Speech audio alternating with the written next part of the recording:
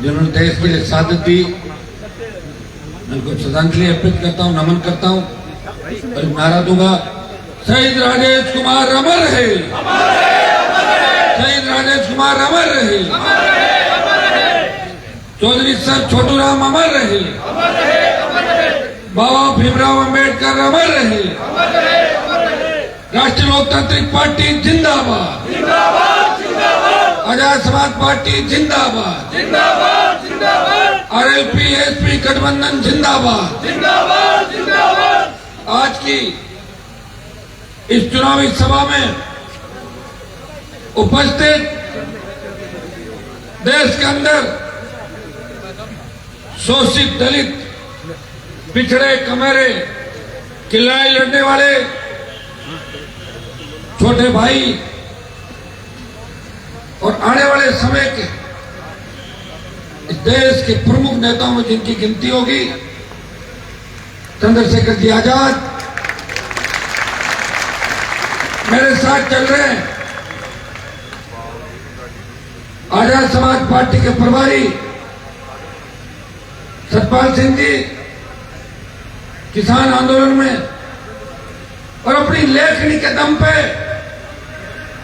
मोदी सरकार को हमेशा झुकाने वाले चौधरी पुष्पेंद्र जी, राष्ट्रीय लोकतांत्रिक पार्टी के महासचिव भाई मनीष जी चौधरी, यहां के आपके लोकप्रिय, लोक लाडले उम्मीदवार छोटे भाई राजेश, जिनको प्यार से भाईड़ा कहते हैं, राजेश जी भाईड़ा, उदयपुर वाटी के राष्ट्रीय लोकतांत्रिक पार्टी के आजाद समाज पार्टी के गठबंधन के उम्मीदवार डॉक्टर विकास गिर जी, सम्मानित मंच, उपस्थित मौजूद बुजुर्गों, नौजवान साथियों, माताओं, बहनों, प्यारे बच्चों, नीम का थाना जो जिला बन गया, अगर जिला बनाने के अंदर पूरा सहयोग मत मानो, थोड़ा सहयोग तो मेरा भी मांग लो, इसके अंदर मैं भी आपके साथ। नीम का थाना से मेरा पुराना रिश्ता है। जब मैं कॉलेज पहले की राजनीति करता था, उस वक्त से लेके आज तक इस इलाके से पारिवारिक रिश्ता है। शेखावाटी के किसान के बेटों ने हमेशा हनुमान बेनीवाल को नई ताकत और ऊर्जा दी।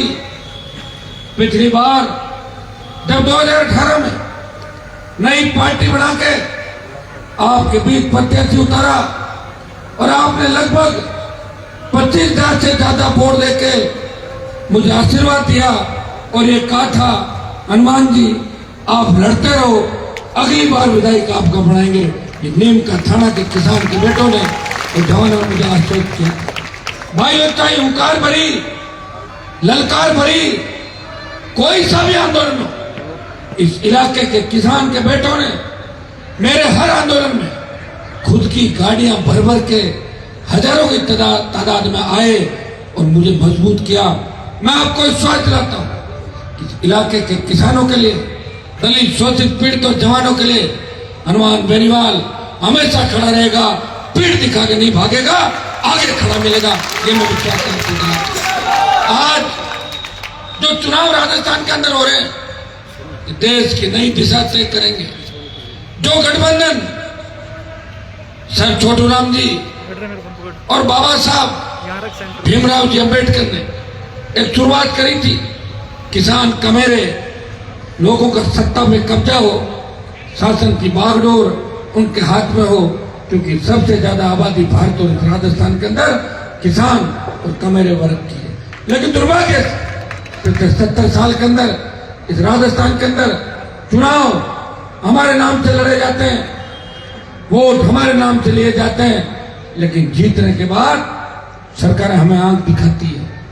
लाठी, गोली जहां भी अगर किसी ने खाई तो किसान के बेटों ने, चाहे वसुंधरा की सरकारें रही, चाहे गहलोत की सरकार, चाहे मोदी की सरकार, चाहे यूपीए की सरकार, हमेशा अपने अधिकारों की लड़ाई लड़ी अन्याय के खिलाफ लड़े और लाठी गोली की परवाह किए बिना अपने लोगों को न्याय दिलाया। ये नीम का थाना वो इलाका है, ये उदयपुर वाटी का वो इलाका है जिसने सामंतवाद को उखाड़ के फेंक दिया था राजस्थान के अंदर। ये वो धरती है, ये यहाँ वो जोशीले वीर हैं। देश को आवश्यकता पड़ती है 62, 65, 71 और कारगिल की लड़ाई के अंदर अगर साधक देने के अंदर अग्रणी पंक्ति में खड़े रहे तो नीम का थाना उदयपुर वाटी सीकर झुंझुनू के किसान के बेटों ने दुश्मन के दांत खट्टे करा दिए। और पाकिस्तान के अंदर भी बात चलती है, चाइना में भी चलती है। ये जाट रेजिमेंट क्या है यार, समझ में नहीं आ रही। बहुत मारती है दौड़ दौड़ के। जाट रेजिमेंट के जवान इस जिले के अंदर बसते हैं, वो दूसरे हमारे जो रेजिमेंट और जवान इस जिले के अंदर बसते हैं।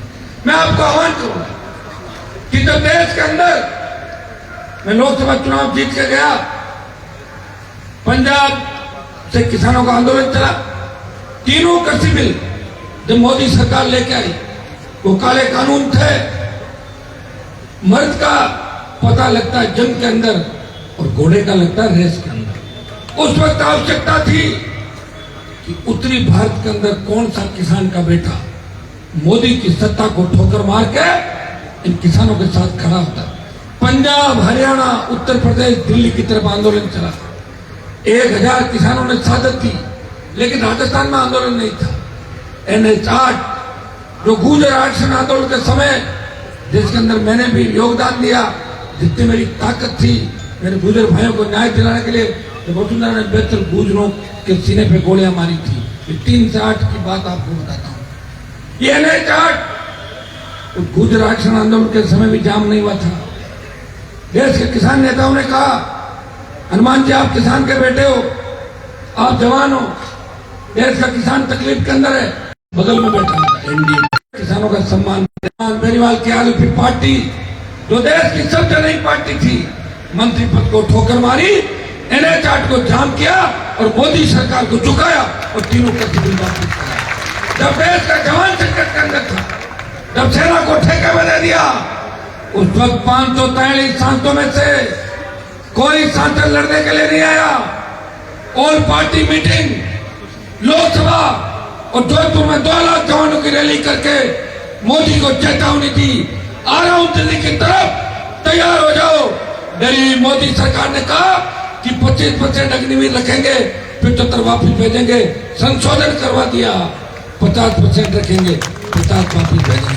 अगर वोट की चोट से आपने हमें मजबूती दी तो निश्चित रूप से अग्निवीर अग्निपथ भी वापिस होगा, राजस्थान को विशेष राज्य का दर्जा मिलेगा और ERCP भी लागू होगी। इस नीम का थाना इलाके के अंदर मैं मेरे किसान के बेटों को, मेरे छोटे भाइयों को, मेरे समाज के मेरे भाइयों को आह्वान करता हूं, ये जंग का आखिरी दौर है। इस जंग के अंदर हनुमान बेनीवाल को अकेला मत छोड़ देना, नहीं तो बाद में पश्चाताप करोगे। मारवाड़ के अंदर तूफान चल रहा है, नीम का थाना सीकर झुंझुनू के अंदर इसे सुनामी बढ़ा दो, राजस्थान की सत्ता पे कब्जा कर लो, उठो, अपनी ताकत को पहचानो। और मोदी सरकार ने जिस तरह हरियाणा जाट आरक्षण आंदोलन के अंदर 50 से ज्यादा जाट समाज के नौजवानों के सीने पे गोलियां मारी थी, गुर्जर आरक्षण आंदोलन के अंदर वसुंधरा ने बेहतर गुर्जरों को मारा था, याद करो। भारतीय जनता पार्टी को वोट नहीं देना, उखाड़ के फेंकना है और आखिर भ्रष्टाचार के अंदर डूबी कांग्रेस पार्टी को भी उखाड़ के फेंकना है। भाइयों याद करो, जब आपकी पहलवान बेटियां जंतर मंतर पे न्याय की उम्मीद के साथ बैठी थी, पुलिस उन्हें घसीट रही थी, उस वक्त देश का कोई सांसद नहीं लड़ रहा था।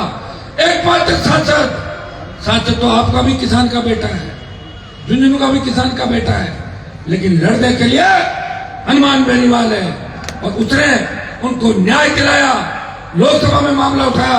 मैं धन्यवाद दूंगा चंद्रशेखर जी आजाद को कि पहलवान बेटियों के समर्थन के अंदर इन्होंने भी न्याय की लड़ाई में उनका साथ दिया और उसी का परिणाम था कि इनके ऊपर गोली चली, हमला हुआ, सामंती ताकतों ने इनको मारने का प्रयास किया। इस सीट पे न तो कोई हमारा उम्मीदवार है और न कोई इनका उम्मीदवार है और न कोई गुर्जर समाज का उम्मीदवार है। गुर्जर को मुख्यमंत्री बनाने के लिए अगर राजस्थान में पहले किसी नेता ने बयान दिया वो हनुमान बेनीवाल है, इनका सीएम बनाओ। हम भी तेजा जी का जयकारा लगाते हैं और ये भी तेजा जी का जयकारा लगाते हैं। दूसरी बार भी प्रयास किया, गहलोत की सरकार जब गिर रही थी तो हम सचिन पायलट को सीएम बनाना चाहते थे। भाई मैं वोट के लिए बात नहीं कर रहा हूं, आपको याद दिला रहा हूं, क्योंकि राजस्थान में लोगों की याददाश्त कमजोर है। सुबह क्या खाया शाम को भूल जाता है, और शाम को क्या खाया सुबह भूल जाता है। इसलिए कांग्रेस और भारतीय जनता पार्टी यह राज कर रही है। आखिर भ्रष्टाचार में डूबे नेता बड़ी बड़ी बातें करके ताली बजवाते हैं।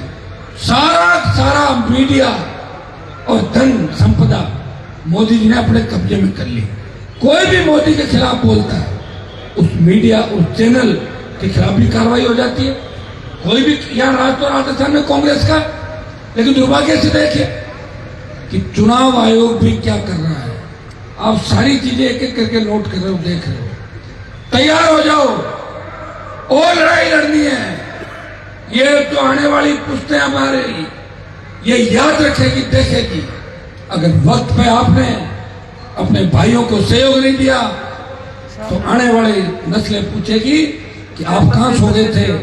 भाइयों, हम वो लोग हैं जिन्होंने अंग्रेजों को भगाया। एक नारा दिया था उस समय, हिंदू मुसलमान तमाम जातियों, भारत छोड़ो आंदोलन चला 1942 के अंदर। उसमें नारा दिया अंग्रेजों भारत छोड़ो, और ये नारे के साथ क्रांतिकारी जो हमारे भगत सिंह से लेकर जितने भी क्रांतिकारी, तात्या टोपे, मंगल पांडे, उनकी सादत लंबी लड़ाई देश के अंदर थी। बहुत से लोग कुर्बान हो गए भारत माता को गुलामी की बेड़ों से मुक्त कराने के लिए। उसके बाद सब लोगों ने तय किया कि अंग्रेजों को भगाना है।